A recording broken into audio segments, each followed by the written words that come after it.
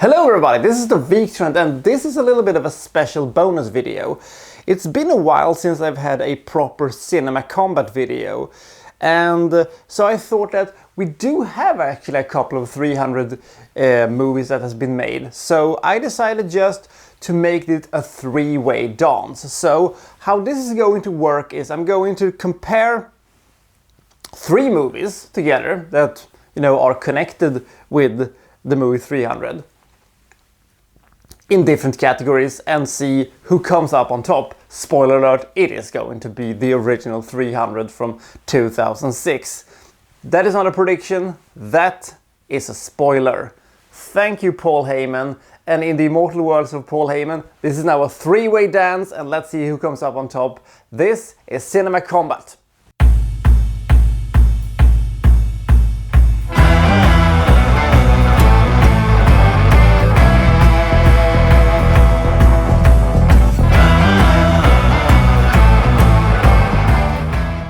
Our contestants are, of course, the 300 Spartans from 1962, we have 300 from 2006, and we have 300 Rise of an Empire from 2014. Now, every category, 5 points are up for grabs, so whoever wins the category wins the amount of points that they are worthy of. So it can be 4-1-0, or it can be 5-0-0, or it can be 3-1-1, or anything in between. So let's see where we end up, shall we? Let's start with the first category, protagonist.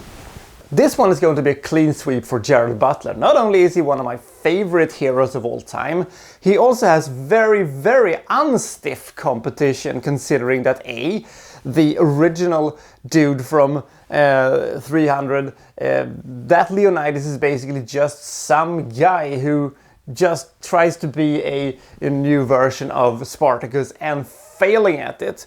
But holy moly, the sequel 300 Rise of an Empire. I mean, they have one of the lamest and most boring ass heroes of all time. Sullivan Stapleton, who I have no idea who he is, plays this Themocles dude, or however it's supposed to be pronounced, and he is just dreadful. Horrible, boring, having awful chemistry with absolutely everybody except for one person, which we'll get to in a second. But Jesus Christ, he feels like the Wish version of Leonidas. This is not a fair fight, it's a squash match. And of course, 5 points to 300. Villains. Xerxes from the original movie, he was also just some guy who was just there. And the only thing he did of note was, drinking wine and, telling everybody how great his army was. It was nothing really spectacular about it. Xerxes from the 2006 movie is a much more compelling villain, both from a visual standpoint and from a character standpoint. He has this, enormous presence about, being carried around these enormous thrones and, climbing on people and being an asshole and, being lean and pierced and golden and, having, delusions of him being a god and stuff like that. It was compelling stuff and he was a good villain. But he kind of pales in comparison to Eva Green from the sequel 300 Rise of an Empire, because Jesus Christ, Artemisia does not only have a great backstory, which detail why she is the villain of the piece, not only does she have fantastic chemistry with our hero. By the way, the only person that our boring Athenian has good chemistry with. I think 300 Rise of an Empire could have been a lot better if it had focused more on her story. You could have almost made an entire story just about her and forgotten in the entirety about Xerxes and his invasion. The thing is that she goes so far over the top in her villainous that you absolutely love her, you love to hate her, you want to see her get beaten, and it is a joy to watch. The only thing that brings me joy ever to watch 300 Rise of an Empire is to see Eva Green tearing the house down with her antics and her gorgeous overacting. You thought I was gonna say her gorgeous boobs, but yeah, that too. But In the end, I will say that Rise of an Empire gets 4 points, 2006 version gets 1 point. Side characters. Apart from a good villain and apart from a good hero, you should also have a couple of really good side characters that, you know, fill out the whole thing. And basically, 2006 once again just sweeps the entire board. It's gonna get 5 points. The other one is gonna get absolutely zit. The thing is that they tried a little bit with, you know, Rise of an Empire, of having a couple of, you know, people in, you know, the Athenian army when they're having this, you know, naval battle and stuff like that. And sure, Leonidas' wife shows up once again in, you know, small little sections. But if you're going to talk about new side characters that was not in the original movie, I would say that 300 Rise of an Empire has close to nothing. And if you're going to talk about the 300 Spartans from 62, they just have a bunch of interchangeable, pomada-drenched people running around and, you know, with sword and sandals. So 5-0-0. It's a clean sweep. In the 2006 version, you really have a lot of colorful side characters. And I mean, there are a lot of fascinating and cool Spartan soldiers that you're following, especially Michael Fassbender, who is awesome. But you also have, you know, on the Persian side, I mean, you have the Immortals, who were cool as hell. And of course, Kurgan the Interrogator, remember him. And then you of course have, you know, Leonidas' wife, and played by Cersei Lannister, I mean Lena Headey, and you do also have a bunch of other characters that, you know, fills out the whole thing and makes it feel like less of a one-man show. The story. You could make a pretty solid argument that the 300 Spartans have the same story as the 2006 version, and you would not be incorrect with that. The thing is, however, that they're spending so much time in the 300 Spartans having, you know, freedom speeches and talking about, you know, freedom of man and blah blah blah, and you're getting just so bored. Can we get to the lame, underwhelming action sequences, please? You're thinking. 300 from 2006 is an absolute fantastic underdog story. It is basically best underdog story ever, told in the best visual way possible. We'll get to the visual bits in a bit, by the way.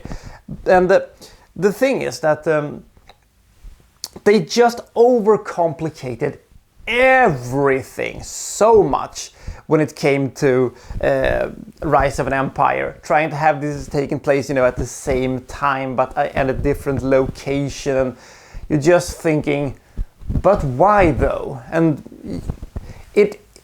because it moves location and because they move around, and, you know, the only thing that was kind of interesting was the backstory of Eva Green and why she hates the Greeks so much, and that thing could have been explored more, but they did not do that. So it's gonna be another fucking clean sweep. 2006 bags another 5 points. Visual storytelling. In short, the 300 Spartans is just a sword and sandal movie without the budget. When it comes to visual storytelling in that movie, nah, it is not even a question. When it comes to, you know, comparing 2006 and 2014, it is basically 2006 has Zack Snyder at the top of his game, delivering absolute over-the-top silliness. When it comes to the visual storytelling, I love it. All the slow motion, all the, you know, sequences with the wolves and stuff like that. Small little things, but when the Oracle, you know, has her visions and stuff like that. Everything is over the top awesomeness, and I love it. The 2014 movie is essentially a watered down version of the same type of visual storytelling. There are a couple of nice little sequences when they have these naval battles, even though they're kind of confusing and slow and boring and unnecessary. The thing is that at least they did have some kind of resemblance of an idea for how they were going to tell this story visually. So I'm giving them 1 point and I'm giving 2006 4 points. Action. You need good action for a movie like 300.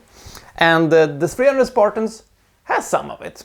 But to be fair, this is not an impressive movie from an action standpoint, because most of the sword and sandal movies from the 50s and the 60s, they did not have really good fight choreography. It just looked a little bit amateurish, and it's difficult to do. And I do understand that, and you just need to be a little bit hokey to look very hokey. Thank God, however, for Zack Snyder's over-the-top awesomeness, his slow down, speed up kind of a thing with the slow motion and the blood and the amazing visuals of the robes and the music. We'll get to that in a second. It was just absolutely stellar.